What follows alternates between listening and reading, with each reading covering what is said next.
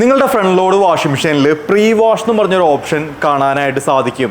എന്തിനാണ് pre wash ചെയ്യണത്, എങ്ങനെയാണ് ചെയ്യണത്? സിമ്പിളായിട്ട് പറയുകയാണെന്നുണ്ടെങ്കിൽ 2 പ്രാവശ്യം വാഷ് ചെയ്യുന്നതിനാണ് പ്രീ വാഷ് എന്ന് പറയണത്.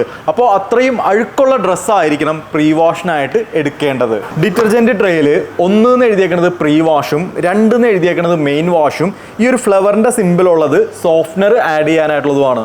എല്ലാ വാഷ് പ്രോഗ്രാംസിലും പ്രീ വാഷ് നമുക്ക് ആഡ് ചെയ്യാനായിട്ട് സാധിക്കില്ല. ഞാൻ മുമ്പേ സൂചിപ്പിച്ചിരുന്നു, ഒത്തിരി അഴുക്കുള്ള ഡ്രസ്സുകൾക്ക് വേണ്ടിയാണ് പ്രീ വാഷ് ചെയ്യണത്. അപ്പോൾ നമ്മൾ സെലക്ട് ചെയ്യണ വാഷ് പ്രോഗ്രാമും അത്തരത്തിലുള്ളതായിരിക്കണം. പ്രീ വാഷിൻ്റെ ടൈം എന്ന് പറയുന്നത് മാക്സിമം 30 മിനിറ്റ് ആണ്. ഓരോ വാഷ് പ്രോഗ്രാം അനുസരിച്ചും അതിൽ വ്യത്യാസങ്ങൾ ഉണ്ടാകും. ഡിറ്റർജൻറ്റ് ട്രേയിൽ പ്രീ വാഷിൻ്റെ അവിടെ 1 എന്നും മെയിൻ വാഷിൻ്റെ അവിടെ 2 എന്നും എഴുതിയേക്കുന്നതും നിങ്ങൾക്ക് കാണാനായിട്ട് സാധിക്കും. അതിനുള്ള കാരണം പ്രീ വാഷ് എന്ന് പറഞ്ഞ ഓപ്ഷൻ നിങ്ങൾ കൊടുത്തിട്ടുണ്ടെങ്കിൽ 1ാമത്തെ ട്രേയിൽ നിന്നായിരിക്കും ഡിറ്റർജൻ്റ് എടുത്ത് വാഷിംഗ് സ്റ്റാർട്ട് ചെയ്യണത്. ആ വാഷിംഗ് കഴിഞ്ഞ് വെള്ളം പുറത്ത് കളഞ്ഞതിന് ശേഷം 2ാമത്തെ ട്രേയിൽ നിന്നും മെയിൻ വാഷ് ട്രേയിൽ നിന്നും ഡിറ്റർജൻ്റ് എടുത്ത് വാഷിംഗ് സ്റ്റാർട്ട് ചെയ്യും. അതുകൊണ്ടാണ് 1, 2 എന്ന് കൊടുത്തേക്കണത്.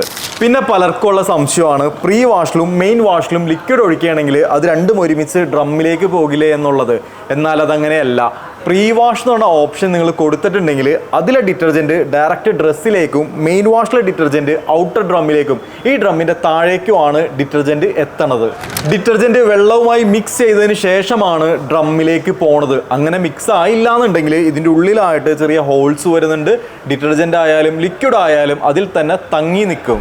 10 ഡ്രസ്സാണ് നിങ്ങൾ വാഷ് ചെയ്യാനായിട്ട് എടുക്കുന്നതെങ്കിൽ അതിനാവശ്യമായിട്ടുള്ള ഡിറ്റർജൻ്റ് ആണ് മെയിൻ വാഷിൽ നിങ്ങൾ ഇട്ട് കൊടുക്കേണ്ടത്. അതിൻ്റെ പകുതിയുടെ പകുതിയാണ് പ്രീ വാഷിൽ നിങ്ങൾ ഇട്ട് കൊടുക്കേണ്ടത്.